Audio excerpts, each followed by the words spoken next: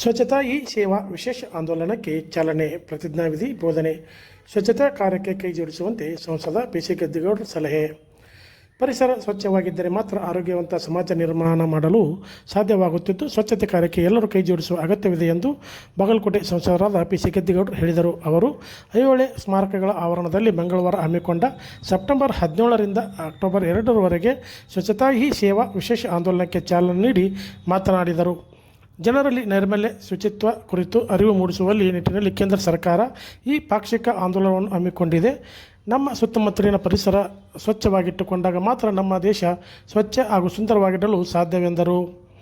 ಸ್ವಚ್ಛತೆ ಪ್ರತಿಜ್ಞಾವಿಧಿಯನ್ನು ಬೋಧಿಸಿ ಮಾತನಾಡಿದ ಜಿಲ್ಲಾಧಿಕಾರಿ ಜಾನಕಿ ಕೆಎಂ ಅವರು, ಸ್ವಚ್ಛತೆ ಎಂದರೆ ಆರೋಗ್ಯವಂತ ಬದುಕಿಗೆ ಸ್ವಚ್ಛತೆಯ ಪರಿಕಲ್ಪನೆಯ ತುಂಬುವ ಅವಶ್ಯಕತೆ ಇದೆ ಎಂದರು.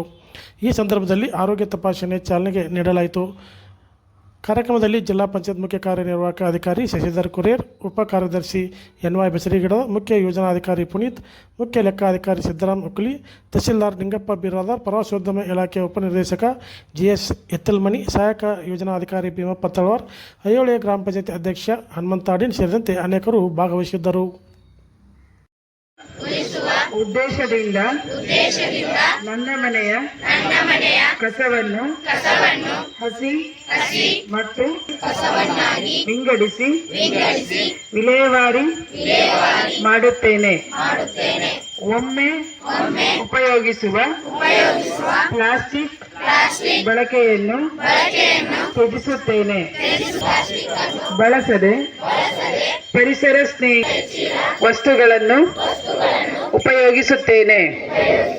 ನಾಗರಿಕರಲ್ಲಿ ತ್ಯಾಜ್ಯದ ದುಷ್ಪರಿಣಾಮಗಳ ಬಗ್ಗೆ ಅರಿವು ಮೂಡಿಸಿ ಕಸಮುಕ್ತ ಗ್ರಾಮ ಶ್ರಮಿಸುತ್ತೇನೆ.